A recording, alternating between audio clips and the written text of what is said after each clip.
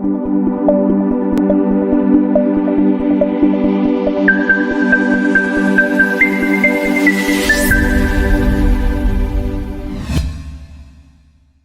के ट्रीटमेंट के लिए जहां लोग 3-4 करोड़ रुपए खर्च किया करते थे, आज के टाइम पर एक न्यू थेरेपी आई है जो आपका कॉस्ट भी कम कर देगी, अराउंड 30 to 40 lakhs, और साथ साथ काफी इफेक्टिव है ऐसा माना भी जा रहा है।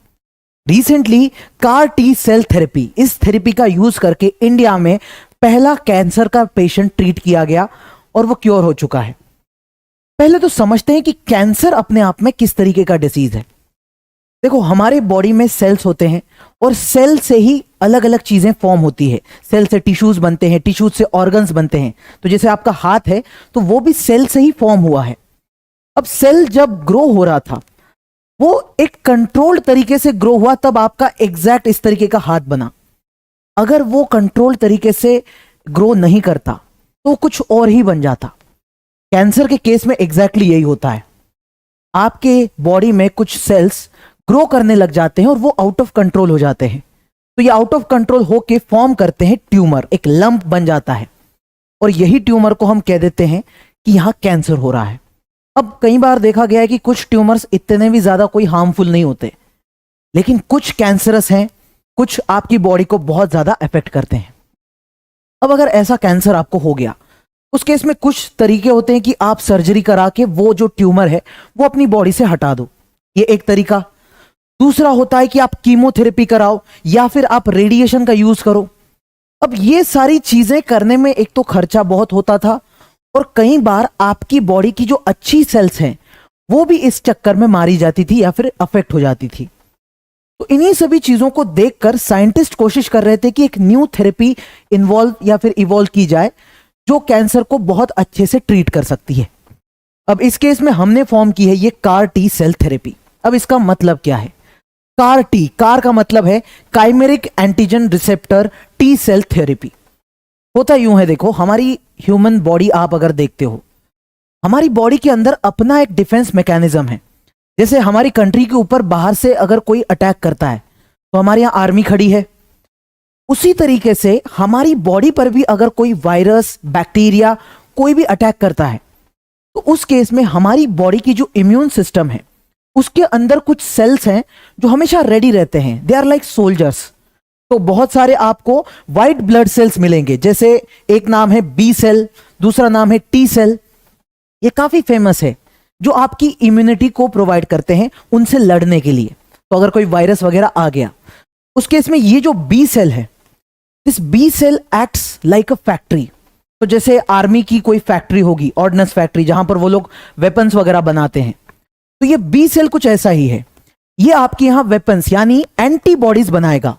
तो एंटीबॉडीज डायरेक्टली आपके जो भी बाहर से पार्टिकल्स आए हैं, एंटीजेंस, जो वायरस और बैक्टीरिया लेके आए हैं, उनसे लड़ सकते हैं ये एंटीबॉडीज।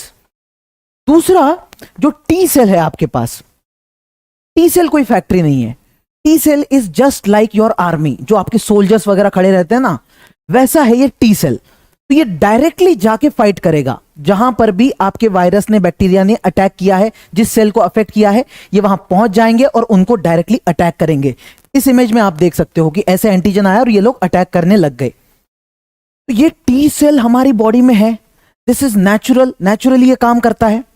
तो साइंटिस्ट ने सोचा अगर इस नेचुरल चीज का हम इस्तेमाल करें और अगर हम उसी का यूज करके इस पर्टिकुलर टी सेल को कैंसर की सेल पर अटैक करने लगाएं तो बहुत अच्छा होगा। तो हमने क्या किया, हमने यूज किया बायोटेक्नोलॉजी का। हमने इसी टी सेल को मॉडिफाई किया अपने लेबोरेटरी में। क्या किया हमने? डॉक्टर्स पहले तो आपका जो बॉडी में ब्लड है वो ब्लड का सैंपल कलेक्ट करते हैं, फिर वो लेके जाएंगे लेबोरेटरी में। लेबोरेटरी में जाकर वहां से वो उस ब्लड सैंपल से जो टी सेल है वो अलग से निकालेंगे। अब टी सेल आ गया आपके पास, पर ये टी सेल ऐसा नहीं है कि स्पेसिफिकली कैंसर पे अटैक करने वाला है। तो हमने जेनेटिकली इसे मॉडिफाई किया और इसके अंदर एक स्पेसिफिक रिसेप्टर बिठाया। इस रिसेप्टर का नाम है काइमेरिक एंटीजन रिसेप्टर। रिसेप्टर क्या होता है ये यहां देख लो, ये जो यहां छोटा सा एलिमेंट दिख रहा है वो है रिसेप्टर। जैसे आपके यहां सिग्नल्स वगैरह लेने के लिए चीजें होती है, जो सिग्नल्स कैरी करते हैं, सेंसर्स वगैरह होते हैं, उस तरीके से ये भी सिग्नल कलेक्ट करता है, बाहर से क्या सिग्नल आ रहा है। तो आपकी सेल को ये बताता है कि बाहर से क्या मैसेज आया है, अब आप क्या एक्ट कर सकते हो, वेदर यू शुड ग्रो, या फिर आपने वहां से निकल जाना चाहिए, या फिर आगे वाले पे आपको अटैक करना है। तो जैसे इस सेल को मैसेज मिलेगा कि अटैक करना है, तो टी सेल को पता है अटैक कैसे करते हैं, तो आपने ये रिसेप्टर जानबूझ के इसके ऊपर लगा दिया। अब ये रिसेप्टर की खासियत क्या है, जो CAR रिसेप्टर है, ये आपके बॉडी में जो कैंसर है ना, उसे रिकॉग्नाइज कर सकता है, और उसे रिकॉग्नाइज करके वो इस सेल को मैसेज भेज देगा कि अटैक करो इसके ऊपर। तो ऐसा हमने लेबोरेटरी में बना के इसके अंदर डाला, इस टी सेल के ऊपर। अब ऐसा आपके पास एक सेल बन गया। अब एक सेल से तो काम होगा नहीं ना, तो आप अपनी लैब में ही ऐसे बहुत सारे टी सेल्स ग्रो करोगे। अब इतने सारे जब बन गए, तो आप इसको उठाओगे और वापस उसी पेशेंट की ब्लड के अंदर इसको डाल दोगे। क्या होगा, पूरे बॉडी में ये सर्कुलेट करेगा, ये नया वाला टी सेल जो कि जेनेटिकली मॉडिफाइड है। तो ये जब पूरे बॉडी में जाएगा, तो जब कभी ये कैंसर सेल के पास पहुंचेगा, तो ये रिसेप्टर मैसेज भेजेगा कि इसके ऊपर अटैक करना है, और वो अटैक करेगा, खुद भी अटैक करेगा, बाकी की इम्यून सेल्स को भी बोलेगा आप भी अटैक करो। और इस तरीके से जो कैंसर सेल्स हैं, स्पेसिफिकली उन्हीं के ऊपर अटैक करके उन्हें खत्म किया जाएगा। बहुत अच्छी बात है, बहुत अच्छी चीज है। अब लेकिन हर चीज के साथ, हर थेरेपी के साथ कुछ ना कुछ इश्यूज आ सकते हैं। जो कॉमन साइड इफेक्ट्स हमने नोटिस किए CAR T सेल थेरेपी में, उसमें एक है न्यूरोलॉजिकल टॉक्सिसिटी। देखो, मैंने कहा कि ये टी सेल अब आपकी पूरी बॉडी में फैलेगा, तो देयर इज अ पॉसिबिलिटी कि ये आपके ब्रेन तक भी पहुंच जाए। तो जो आपके ब्रेन में न्यूरॉन्स है, ये उन्हें अफेक्ट कर सकता है, उन हेल्दी ब्रेन सेल्स को भी ये अटैक कर सकता है, ये पॉसिबिलिटी है। दूसरा इशू है साइटोकिन रिलीज सिंड्रोम। देखो, जब ये कैंसर सेल के ऊपर अटैक कर रहा है, तो कभी कभी ये बहुत फॉर्म में होता है, एकदम एक्टिवली बहुत ज्यादा अटैक कर देगा। ये बहुत ज्यादा अटैक करने की वजह से बॉडी के उस पार्ट में थोड़ा सा इन्फ्लेमेशन या फिर सूजन आप देख सकते हो, उसे हम कहते हैं साइटोकिन रिलीज सिंड्रोम। हालांकि देखा जाए तो जिस तरीके की ये थेरेपी है, जितना आपको हेल्प कर रही है, उसके कंपैरिजन में ये साइड इफेक्ट कोई बहुत बड़ी बात नहीं है। और जो अभी रिसेंट न्यूज आई है, मैंने कहा कि इंडिया में पहला पेशेंट ठीक हुआ है। अब ये CAR T सेल थेरेपी है, और इसी थेरेपी के रिलेटेड जो एक इंडिजिनसली डेवलप्ड थेरेपी का नाम है, वो है NexCAR19। तो CAR T सेल थेरेपी पूरे वर्ल्ड वाइड यूज हो रही है, उसका इंडिजिनस यानी इंडिया में बना हुआ एलिमेंट है NexCAR19। अब इसका स्पेसिफिकली यूज कहां होता है? देखो, कैंसर भी कोई एक तरीके का नहीं है, अलग अलग तरीके के कैंसर है। उसमें से ये वाला यूज होता है जब आपका बी सेल लिम्फोमास इस नाम का कैंसर आपको हुआ है। ये कैसा कैंसर है भाई? जैसे मैंने कहा था, T सेल आपकी बॉडी में होते हैं। तो जो बी सेल है, अगर वो बी सेल बहुत ज्यादा ग्रो करने लग जाए, यानी कैंसर हुआ लेकिन वो बी सेल वाला, तो वैसे कैंसर को ट्रीट करना है। और जो पेशेंट है उसकी उम्र अगर 15 साल से ज्यादा है, और देखा गया कि आपने बाकी के ट्रीटमेंट्स देख लिए, जैसे कीमोथेरेपी ट्राई किया, तब भी कुछ नहीं हो रहा, उस केस में आप NexCAR19 का यूज कर सकते हो। इसमें क्या होगा, सिंपली ब्लड सैंपल लिया जाएगा, कोई भी पेशेंट है ब्लड सैंपल देगा वो क्लिनिक में जाकर, फिर उसके बाद 7 से 10 दिन बाद उसको बोला जाएगा कि आप वापिस आओ, तब तक हम सारा जीन एडिटिंग वो जो भी करना है कर लेंगे। फिर पेशेंट आएगा और उसके ऊपर ये वाली प्रोसेस चलाई जाएगी NexCAR19 की, उसके ब्लड के अंदर वो डाला जाएगा, और देखा गया 1 से 2 हफ्ते के अंदर वो पर्सन रिकवर भी हो जाता है। And entire cost is around 30 to 40 lakhs instead of 2, 3, 4 crore. तो ये है आपकी CAR T cell therapy NexCAR19। Recently Jharkhand के पॉलिटिक्स में हमने बहुत सारे चेंजेस ऑब्जर्व किए हैं। पहले चीफ मिनिस्टर हुआ करते थे हेमंत सोरेन, और उनको ईडी ने अरेस्ट कर लिया। उसके बाद इन्होंने किया रिजाइन, और न्यू चीफ मिनिस्टर बने हैं चंपाई सोरेन। अब ये चंपाई सोरेन जब चीफ मिनिस्टर बने, तो उन्हें गवर्नर ने कहा कि आप फ्लोर टेस्ट कराओ, और इसी वजह से ये न्यूज में है। फ्लोर टेस्ट क्या होती है? जब भी कोई पर्सन चीफ मिनिस्टर या फिर नेशनल लेवल पर प्राइम मिनिस्टर बनता है, तो उन्हें फ्लोर टेस्ट की प्रोसीजर से गुजरना होगा। फ्लोर टेस्ट का मतलब होगा आपको पार्लियामेंट या फिर इस केस में स्टेट असेंबली, वहां पर जाना होगा और ये बात प्रूव करनी होगी कि मैक्सिमम या फिर majority of the legislators support you. तो आप जाओगे वहां पर बोलोगे सारे एमएलएस को कि आप वोट करो, और इस वोट में जब मेजॉरिटी इनको सपोर्ट करती है तभी है ये as a chief minister continue करेंगे, और नेशनल लेवल पर प्राइम मिनिस्टर भी। अगर इस वोटिंग में ये हार जाते हैं तो उस केस में इन्हें रिजाइन करना होगा, और रिजाइन करने के बाद क्या होगा? रिजाइन करने के बाद गवर्नर दूसरे किसी पर्सन को या फिर दूसरी जो सेकंड लार्जेस्ट पार्टी होगी उन्हें बुलाएंगे कि आप आओ, आप गवर्नमेंट फॉर्म करो, और फिर उस पर्सन को भी फिर से फ्लोर टेस्ट के प्रोसेस से गुजरना होगा।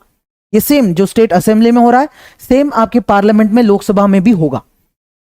अब आप कहोगे कि ऐसा भी तो हो सकता है एट ए टाइम दो चार लोगों ने कह दिया कि हम भी क्लेम करते हैं कि हमारे पास मेजॉरिटी है। उस केस में गवर्नर या फिर आपके प्रेसिडेंट जो है वो ऑर्डर करते हैं composite floor test. Composite floor test मतलब एट ए टाइम वोटिंग होगी, वो भी 3-4 अलग अलग कैंडिडेट्स के लिए जो भी खड़े हुए हैं, जो भी क्लेम कर रहे हैं, और प्रोसेस वही है, जो जीतेगा वही एज अ चीफ मिनिस्टर या फिर प्राइम मिनिस्टर कंटिन्यू करेगा। अब इस केस में नोटिस करो ये सारी जो प्रोसेस पार्लियामेंट में या फिर स्टेट असेंबली में हो रही है, तो वहां पर जो प्रिसाइडिंग ऑफिसर है वो तो स्पीकर है, तो वो स्पीकर ही ये सारी प्रोसेस को कंडक्ट करवा रहे हैं वहां पर बैठकर। लेकिन एक नोटिस करो, कभी ऐसा भी तो हो सकता है गवर्नमेंट फॉर्म होने की बात इलेक्शन के बाद भी तो होती है। जैसे मान लो इस साल अभी इलेक्शंस होने हैं, जनरल इलेक्शंस इंडिया में। इलेक्शन जब होंगे लोकसभा के, सारी न्यू लोकसभा फॉर्म होंगी, सारे के सारे एमपीज नए होंगे। अब उसमें जो स्पीकर है वो भी तो न्यू है, पुराना स्पीकर तो नहीं चलेगा। अब आप बताओ इस केस में स्पीकर किस तरीके से ये चीजें हैंडल करे, क्योंकि स्पीकर है ही नहीं। तो यहां पर बात आती है स्पीकर प्रोटेम की। स्पीकर प्रोटेम मतलब एक टेम्पररी स्पीकर। क्या करते हैं, जो हाउस के अंदर सबसे बुजुर्ग पर्सन है उन्हें as a pro tem speaker usually बनाया जाता है। इनका काम यह है कि जब तक हमारे परमानेंट स्पीकर इलेक्ट होके नहीं आते तब तक सारी प्रोसीडिंग आप देखो, और यहां पर जो सारे के सारे न्यू एमएलए या एमपीज चुन के आए हैं उन्हें आप ओथ भी दिलाओ। तो इस प्रोसेस में प्रोटेम स्पीकर इंपॉर्टेंट हो जाता है। अब देखो ये जो सारी चीजें हो रही है, जिसमें हमने स्पेसिफिकली बात की प्रेसिडेंट या फिर गवर्नर की, जो कॉल कर रहे हैं कि आप फ्लोर टेस्ट कराओ, उसके रिलेटेड कॉन्स्टिट्यूशन में बातें कहां पर लिखी है वो हमें समझना चाहिए। पहले देखो आर्टिकल 75(3) यह कहता है कि आपकी जो सेंट्रल लेवल पर काउंसिल ऑफ मिनिस्टर्स हैं वो रिस्पॉन्सिबल है, कलेक्टिवली रिस्पॉन्सिबल है टू द लोकसभा। कलेक्टिवली रिस्पॉन्सिबल का मतलब है कि उन्हें लोकसभा के अंदर अपनी मेजॉरिटी इंश्योर करनी होगी। उनके पास अगर लोकसभा का कॉन्फिडेंस नहीं होगा, मैक्सिमम लोग सपोर्ट नहीं करेंगे, तो वो काउंसिल ऑफ मिनिस्टर्स कैंसिल किए जाएंगे, वो वहां पर रह नहीं सकते। ये इसका मतलब होता है। और वही यहां पर जो आर्टिकल 85 है वो क्या कहता है, प्रेसिडेंट के पास ये पावर है कि वो चाहे तो पार्लियामेंट का सेशन बुला सकते हैं, समन करना। दूसरा, उस सेशन को प्रोरोग कर सकते हैं, यानी सेशन खत्म कर सकते हैं, और लगे तो पूरी की पूरी लोकसभा जो है उस लोकसभा को डिसॉल्व भी करा सकते हैं। लोकसभा को डिसॉल्व कर सकते हैं, राज्यसभा नहीं, क्योंकि राज्यसभा एक परमानेंट हाउस है। तो आप देखो ये जो इन्होंने प्रेसिडेंट ने बुलाया कि फ्लोर टेस्ट कराओ, ये पावर आर्टिकल 85 से आ रही है। तो जो आर्टिकल सेंटर के लिए आपको दिख रहे हैं सेम आपको स्टेट के लिए भी मिलेंगे। जैसे यहां पर आर्टिकल 164 क्लॉज 2 है जो कहता है स्टेट में जो काउंसिल ऑफ मिनिस्टर्स हैं they are collectively responsible to the state legislative assembly. और दूसरा आर्टिकल 174 प्रेसिडेंट की तरह ही गवर्नर को पावर देता है to summon, to prorogue and to dissolve the legislative assembly. तो ये सारे आर्टिकल्स का यूज करके फ्लोर टेस्ट हमारे यहां कंडक्ट की जाती है। नेशनल कैडेट कॉर्प्स कुछ ज्यादा ही न्यूज में है, क्योंकि 26 नवंबर को एनसीसी ने अपने 75 इयर्स कंप्लीट किए हैं। देखो 1948 में एक कमेटी बैठी थी, एच.एन. कुंजरू कमेटी। इस कमेटी ने कहा कि हमने इंडिया में जो भी यूथ पॉपुलेशन है, जो स्कूल में जाते हैं, कॉलेज में जाते हैं, ऐसे यूथ पॉपुलेशन को मोटिवेट करना चाहिए ताकि वो आगे जाकर आर्म्ड फोर्सेस को ज्वाइन करे। आर्म्ड फोर्सेस का मतलब होता है Indian navy, Indian army, Indian air force. अब इसके लिए इन्होंने सजेस्ट किया कि क्यों ना हम इसी school going, college going youth के लिए स्पेशल ऑर्गेनाइजेशन ही फॉर्म करें, and this organisation is national cadet corps. अब इसके अंदर जैसे हमारे यहाँ आर्मी, नेवी, एयरफोर्स है, उसी तरीके से इन्हें बनाया गया। तो ये एक यूथ की मिलिट्री ऑर्गेनाइजेशन है, ऐसा हम कह सकते हैं, जिसमें तीनों की तीनों सर्विसेज इन्वॉल्व है। आज के टाइम पर दुनिया में ऐसी जितनी भी ऑर्गेनाइजेशंस है, उसमें नेशनल कैडेट कॉर्प्स सबसे बड़ा है, सबसे ज्यादा यूथ पॉपुलेशन इसके अंदर आपको दिखेगी। अब ये सारा कुछ किया जाता है मिनिस्ट्री ऑफ डिफेंस द्वारा। तो मिनिस्ट्री ऑफ डिफेंस के अंडर जो डायरेक्टर जनरल आते हैं, जो कि एक 3 स्टार रैंक वाले ऑफिसर हैं, वो इस एनसीसी को हेड करते हैं, सब कुछ देखते हैं। अब देखो ये एनसीसी वाले एग्जैक्टली करेंगे क्या। जैसे आपके यहां जो भी आर्मी, नेवी, एयरफोर्स है, ये तो वहां जाकर आगे जाकर वॉर लड़ सकती है, बाकी सारे काम कर सकती है, लेकिन जो बैकग्राउंड वाला काम है, वो सारा काम करने में आपको एनसीसी वाले हेल्प कर सकते हैं। They are also trained. तो मान लो अगर कहीं पे आपके यहाँ वॉर लाइक सिचुएशन हो चुकी है, वॉर चल रहा है, उस दौरान अगर किसी को इंजरी हो चुकी है तो उससे हेल्प की जा सकती है। अगर कहीं पे आपको रेस्क्यू ऑपरेशंस कराने हैं, वो आप करवा सकते हो। जैसे last time India China war जो हुआ था, इंडिया पाकिस्तान वॉर हुआ था, वहां पर फर्स्ट एड करवाने के लिए, इवैक्यूएशन करवाने के लिए, या फिर एक जगह से दूसरी जगह कोई कम्युनिकेशन कराना हो, तो वो काम कराने में एनसीसी के कैंडिडेट्स काफी ज्यादा हेल्पफुल रहे। इवन अगर कहीं पर कोई डिजास्टर आ जाता है, मान लो जैसे कोविड-19 हमारे यहाँ एक बहुत बड़ा डिजास्टर था, उसके दौरान जो भी हमारी सिविलियन गवर्नमेंट है, उन्हें हेल्प करने के लिए बहुत सारे लोग एनसीसी से आए हेल्प करने के लिए। हमने देखा 60,000 cadets in total help the civilian government. Even साथ साथ कहीं पे अर्थक्वेक आ जाता है, सुनामी आ जाता है, they can help because they are trained to work in such regions. Even आप देख लो, कहीं पे अगर कोई सोशल कॉज के लिए कोई काम करना है, मान लो कहीं पे क्लीनलीनेस ड्राइव, कुछ साफ सफाई करनी हो, कोई ब्लड डोनेशन कैंप, ऐसी चीजें भी ये लोग कर सकते हैं। बट मोर और लेस देखो, कहीं ना कहीं एक मिलिट्री वाली सर्विस देने के लिए लोगों को मोटिवेट किया जाए, इसके लिए फॉर्म हुआ। अब कई बार लोगों को इस एनसीसी और एनएसएस, इन दोनों के अंदर कंफ्यूजन हो जाता है। एनसीसी जैसे मैंने कहा, ये मिलिट्री ट्रेनिंग है, तो बच्चों को आप उनका कैरेक्टर डेवलप कर रहे हो, उसके अंदर डिसिप्लिन जैसी वैल्यूज इनकलकेट कर रहे हो।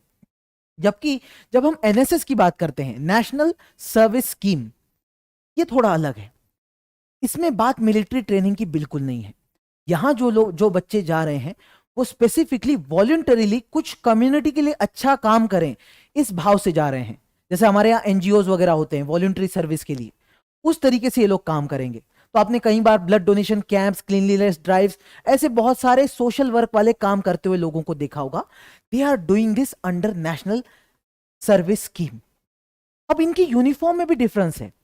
जो एनसीसी वाले होंगे, उनका यूनिफॉर्म हूबहू आपको मिलिट्री यूनिफॉर्म की तरह ही दिखेगा, जबकि एनएसएस वालों का जो यूनिफॉर्म है, वो आपको खाकी कलर का दिखेगा। अब इनकी मिनिस्ट्री भी अलग अलग है। ये तो मिनिस्ट्री ऑफ डिफेंस की तरफ से आ रहा है, लेकिन जो एनएसएस है, वो ministry of youth affairs and sports, इनकी तरफ से आ रहा है। तो यहां मेजर डिफरेंस है। इनका इवन मोटो भी अलग अलग है। जो मिलिट्री सर्विस है, वो यूनिटी एंड डिसिप्लिन की बात करती है। ऑब्वियसली बात है, मिलिट्री वाले भी इसी की बात करेंगे। और वही जो आपको दे रहे हैं नेशनल सर्विस, वो बात करते हैं नॉट मी बट यू। तो एक कंपैशन की भावना, ऑल्ट्रुइज्म की भावना यहां पर आपको दिख जाएगी। ये फॉर्म हुआ है 1948 को, तो ये फॉर्म हुआ 1969 को। और जो बच्चे ज्वाइन कर रहे हैं, आप अगर ठीक से देखते हैं, तो रिलेटिवली ज्यादा यूथ पॉपुलेशन, ज्यादा यंग पॉपुलेशन आपको नेशनल कैडेट कॉर्प्स में दिखेगी, क्योंकि मिलिट्री में आपको कम एज वाले लोग ज्यादा चाहिए होते हैं।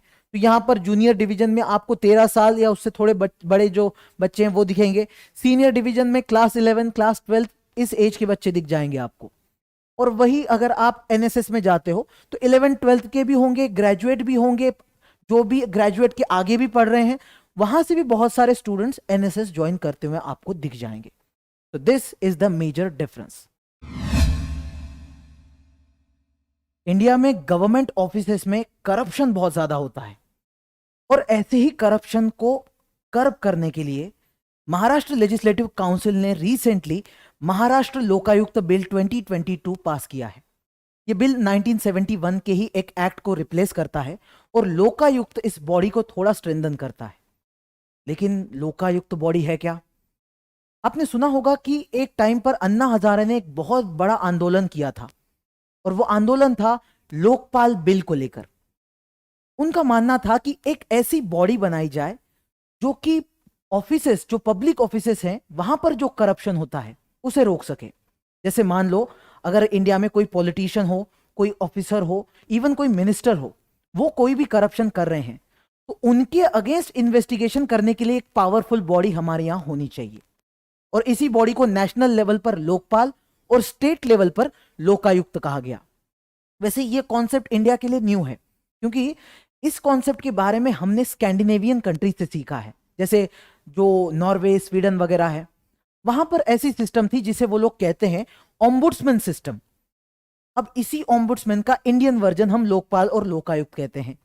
और इसकी बात हमारे यहां पहली बार 1960s में जो एडमिनिस्ट्रेटिव रिफॉर्म्स कमीशन बैठा था, उन्होंने कही थी। तो 2012-13 आते आते जो बहुत ज्यादा आंदोलन हुआ, उसके बाद सरकार ने अंडर प्रेशर 2013 में एक एक्ट लाकर लोकपाल और लोकायुक्त बनाना मैंडेटरी बना दिया। अब जब ये एक्ट आया, उसमें तो क्लियरली लिखा था कि अगले 1 साल के अंदर लोकपाल तो नेशनल लेवल पे बनेगा, लेकिन जो स्टेट गवर्नमेंट्स हैं, उन स्टेट गवर्नमेंट्स को 1 साल के अंदर अपने यहां लोकायुक्त की बॉडी बनानी है। अब इंटरेस्टिंग बात यह है कि बहुत सारे स्टेट्स में पहले से लोकायुक्त जैसी बॉडी एग्जिस्ट करती थी। जैसे महाराष्ट्र का अगर हम केस लें, महाराष्ट्र पहला स्टेट था जिसने 1971 में ही ऐसी लोकायुक्त की बॉडी बनाई थी। इतना ही नहीं, लोकायुक्त और उप लोकायुक्त, इस तरीके से यह बॉडी फॉर्म की गई। अब यहां महाराष्ट्र के इस केस में देखो आप, ये लोकायुक्त हो या फिर उप लोकायुक्त, दोनों की अपॉइंटमेंट गवर्नर करते हैं। और सिमिलरली लोकपाल की केस में प्रेसिडेंट वहां पर अपॉइंटमेंट करते हैं। अब यहां ये अपॉइंटमेंट करते वक्त गवर्नर 2 लोगों के साथ कंसल्टेशन करेंगे। जैसे एक होंगे chief justice of the state high court, और दूसरे जो लेजिस्लेटिव असेंबली है, उसमें जो ऑपोजिशन के लीडर है, उनके साथ भी कंसल्ट किया जाएगा, ताकि जो बॉडी बनेगी उस पर कोई सवाल ना उठा सके। और ये जो भी लोकायुक्त या उप लोकायुक्त बनते हैं, उनका टेन्योर होगा आइदर फॉर 5 years और टिल द एज ऑफ 65। और अगर गवर्नमेंट चाहे भी तो किसी भी पर्सन को फिर से इसी बॉडी में अपॉइंट नहीं कर सकती। रीअपॉइंटमेंट पूरी तरीके से बंद है इसमें। अब इश्यूज क्या है, लेकिन ये बॉडी बन गई, सब ठीक है, लेकिन एक बहुत मेजर इश्यूज है जिसकी वजह से लोकपाल और लोकायुक्त कुछ खास काम नहीं कर रहे इंडिया के अंदर। देखो 2013 में मैंने कहा कि ये एक्ट आया जिसने मैंडेटरी कर दिया सभी स्टेट्स को, लेकिन इस एक्ट में डिटेल्ड प्रोविजंस मेंशन नहीं थे, जिस वजह से हुआ ये कि स्टेट्स ने अपने हिसाब से ये बॉडी फॉर्म की। जैसे महाराष्ट्र और राजस्थान ने लोकायुक्त उप लोकायुक्त ऐसे 2-2 बना दिए। यूपी जैसे स्टेट्स में हम देखते हैं उन्होंने एक ही बना दिया, सिर्फ लोकायुक्त। तो स्ट्रक्चर हर स्टेट में अलग अलग है। अब ये वेरिएशन ऑफ स्ट्रक्चर देख लो, फिर आप आगे देखते हो कि जैसे गवर्नमेंट जो है, स्टेट गवर्नमेंट, उनके ऊपर ये बॉडी डिपेंड भी करती है। कैसे? इनको अगर कोई भी काम करना है उसके लिए पैसे चाहिए, और वो फंडिंग उन्हें आती है स्टेट गवर्नमेंट से। लेकिन जब आप स्टेट गवर्नमेंट पे डिपेंड हो जाओगे तो गवर्नमेंट कहीं ना कहीं इंटरफेयर भी करेगी आपके कामकाज में। तो जिन लोगों के ऊपर आपको एक्शन लेनी है गवर्नमेंट के, वही लोग इंटरफेयर करेंगे आपकी ऑर्गेनाइजेशन में, तो आपका काम हो ही नहीं पाएगा। फिर इस बॉडी के पास अपना खुद का कोई बहुत ज्यादा स्टाफ है नहीं, तो स्टाफ ना होने के कारण जो इन्वेस्टिगेशन प्रोसेस आपको करानी है उसमें बहुत ज्यादा डीले होते हुए हम लोग देखते हैं। और नोटिस करो, जो अगर कोई पर्सन ऐसी इंफॉर्मेशन देता है कि यहां पर करप्शन हो रहा है हमारी इस ऑर्गेनाइजेशन में, ऐसी बात करने वाले को हम विसल ब्लोअर कहते हैं। विसल ब्लोअर मतलब जिसने इस ऑर्गेनाइजेशन के बारे में बाहर आके अपनी बात कह दी। ऐसे विसल ब्लोअर को अगर आप प्रोटेक्ट नहीं करते हो, उनकी अगर आइडेंटिटी रिवील हो जाएगी, तो भाई जो पॉलिटिशियंस हैं, पब्लिक ऑफिशियल्स हैं, वो तो इनका जीना मुश्किल कर देंगे। और प्रॉब्लम यही है, ऐसे विसल ब्लोअर्स के लिए कोई खास इम्यूनिटी इस एक्ट ने प्रोवाइड नहीं की। साथ साथ जो भी डिसीजन लोकायुक्त लेता है वो लोगों के ऊपर या गवर्नमेंट के ऊपर बाइंडिंग भी नहीं है। तो लास्ट डिसीजन तो स्टेट गवर्नमेंट लेने वाला है, तो कोई फायदा ही नहीं अगर लोकायुक्त कोई डिसीजन ले भी ले। तो बहुत ही वीक किस्म की ये बॉडी हमें दिखाई देती है लोकायुक्त। यूएसए की जो कांग्रेस यानी वहां की जो पार्लियामेंट है, उसमें जो उनका लोअर हाउस है, हाउस ऑफ रिप्रेजेंटेटिव, उन्होंने रिसेंटली परमिशन दी है कि प्रेसिडेंट जो बाइडेन के अगेंस्ट इंपीचमेंट की इंक्वायरी करी जाए। क्या वो इंपीच करे जा सकते हैं क्या? अब इम्पीचमेंट ये वर्ड हमें थोड़ा सा सुना सुना सा लगता है, क्योंकि इंडिया में भी जो हमारे प्रेसिडेंट होते हैं उनके अगेंस्ट इम्पीचमेंट करी जा सकती है। देखो, अमेरिका के केस में जो भी वहां के बड़े पब्लिक ऑफिशियल्स हैं, जैसे प्रेसिडेंट हो, वाइस प्रेसिडेंट हो, ये जो बड़े बड़े गवर्नमेंट ऑफिशियल्स हैं, उन्होंने अगर उनके कॉन्स्टिट्यूशन को वायलेट किया, अपनी पावर का मिसयूज किया, या फिर उनके लॉ को किसी तरीके से ब्रेक किया, तो ऐसे केस में इनके अगेंस्ट इन्वेस्टिगेशन किया जा सकता है। उस प्रोसेस को ये लोग इम्पीचमेंट कहते हैं। और इम्पीच करने के बाद अगर पाया गया कि ये पर्सन गलत था, तो उस केस में उन्हें उस पोजीशन से हटाया भी जा सकता है। लेकिन इंडिया और अमेरिका के केस में ये इम्पीचमेंट के ओवरऑल मतलब बहुत डिफरेंट है। अमेरिका के केस में ये प्रेसिडेंट, वाइस प्रेसिडेंट और बाकी के सारे जो सिविल ऑफिसर्स हैं उनको भी आप इम्पीच कर सकते हो, जबकि इंडिया के केस में हम सिर्फ और सिर्फ प्रेसिडेंट को इम्पीच करते हैं और किसी भी ऑफिशियल का नाम यहां पर नहीं आता। दूसरी चीज है कि इंडिया में अगर प्रेसिडेंट को हटाना है तो वो जो आप रेजोल्यूशन लेकर आओगे आपकी पार्लियामेंट में, वो आप अपने लोकसभा में लेके आओ, राज्यसभा में लेके आओ, कोई इशू नहीं है। लेकिन वही अमेरिका के केस में आपको सिर्फ और सिर्फ उनकी लोकसभा यानी हाउस ऑफ रिप्रेजेंटेटिव में ही इसका प्रस्ताव लेके आना पड़ेगा। अब इंडिया की केस अगर आप देखते हो, प्रेसिडेंट को हटाने के लिए आपके पास सिर्फ और सिर्फ एक रीजन कॉन्स्टिट्यूशन मेंशन करता है, वो ये कि if there is violation of the constitution, president ने कॉन्स्टिट्यूशन वायलेट किया, उसी केस में हटाएंगे। जबकि अमेरिका के केस में ऐसा कुछ नहीं है। वहां हो सकता है कि बहुत सारी चीजें करने के लिए भी आपको हम हटा सकते हैं, जैसे इन्होंने लिखा ट्रीजन, ब्राइबरी या फिर अदर हाई क्राइम्स, मिसडिमिनर्स, बहुत सारी चीजें हैं। तो किसी भी तरीके का क्राइम, हालांकि इसका इंटरप्रिटेशन कुछ भी निकल सकता है, वो अलग बात है। अब देखो इनकी इंक्वायरी कैसे होती है इंडिया की कंपैरिजन में। इंडिया की केस में आप प्रेसिडेंट के बारे में ऐसा प्रस्ताव किसी एक हाउस में लेके आओगे, हाउस में जब भी वो जाएगा उसके बाद 2/3 मेंबर्स, जो भी हाउस है जैसे लोकसभा है, उसके जितने भी मेंबर्स बनते हैं उन मेंबर्स के 2/3 ने यहां वोट करना चाहिए कि इस पर्सन को इंपीच किया जाए। उसके बाद वो मामला सेकंड हाउस में पहुंचेगा और सेकंड हाउस में भी इसमें 2/3 मेजॉरिटी से वोटिंग होगी। और जैसे ही दोनों हाउस में ये पास हुआ, प्रेसिडेंट को हम सीधा रिमूव कर देते हैं। यहां इंडिया में इंपीचमेंट का मतलब सीधा रिमूवल है, जबकि अमेरिका के केस में चीजें थोड़ी सी अलग है। यहां पर लोअर हाउस में पहले तो बात चलेगी, इंक्वायरी होगी और वहां पर भी वोटिंग होगी, और वो होगी सिंपल मेजॉरिटी की। एकदम सिंपल मेजॉरिटी से पास हो गया तो इसका मतलब होगा कि अब इंपीचमेंट का ट्रायल चलेगा। जैसे हमारे जुडिशरी में ट्रायल चलता है, आप गलत हो या नहीं चेक किया जाता है, तो वैसा ट्रायल इनके लोअर हाउस में नहीं, बल्कि जो अपर हाउस है जिसे वो लोग सेनेट कहते हैं, उस सेनेट में ऐसा ट्रायल चलेगा। उसमें भी जो सेनेट के मेंबर्स हैं वो तो बैठेंगे, लेकिन जो इनका सुप्रीम कोर्ट है, वो सुप्रीम कोर्ट के जो चीफ जस्टिस है वो यहां पर आके उस ट्रायल को कंडक्ट कराएंगे। तो इंडिया की केस में तो हमने कोर्ट का कोई भी इंटरफेरेंस नहीं देखा है जब ये मामला पहले या दूसरे किसी भी हाउस में जाता है, लेकिन यहां चीफ जस्टिस का भी रोल आता है।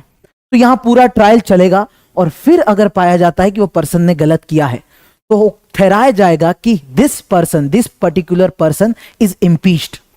लेकिन यहां पर इम्पीच्ड का मतलब रिमूव नहीं है। वो पर्सन अभी भी प्रेसिडेंट, वाइस प्रेसिडेंट या जो भी ऑफिसर है वो वैसा का वैसा है। इंपीचमेंट बस प्रूव कर रहा है कि इस पर्सन ने गलत काम किया। अब इसके बाद फिर से वोटिंग हो सकती है, फिर से एक प्रस्ताव लाया जाएगा कि इस पर्सन को रिमूव किया जाए, और इस बार वोटिंग में अगर वो मेजॉरिटी से पास हो जाए तो उस केस में हम कहेंगे this particular person has been removed. अब अमेरिका के केस में आप देखो, अभी तक 3 प्रेसिडेंट्स हैं जो आप देखते हो जिन्हें ऑलरेडी इंपीच किया गया, जिसमें Andrew Johnson, bill Clinton, Donald Trump. ये इंपीच हुए लेकिन रिमूव नहीं हुए हैं, बस प्रूव हुआ कि आपने गलत किया, लेकिन लास्ट में जो हटाने के लिए वोटिंग करनी है वो नहीं हुआ। और वही इंडिया के केस में देख लो, क्योंकि इंपीचमेंट का मतलब ही रिमूवल है, तो इंडिया के केस में आज तक कोई भी प्रेसिडेंट हटाया नहीं गया और किसी और पे तो ये अप्लाई होता नहीं है। So this is the difference between impeachment process in India and America. Thank you so much for watching this video.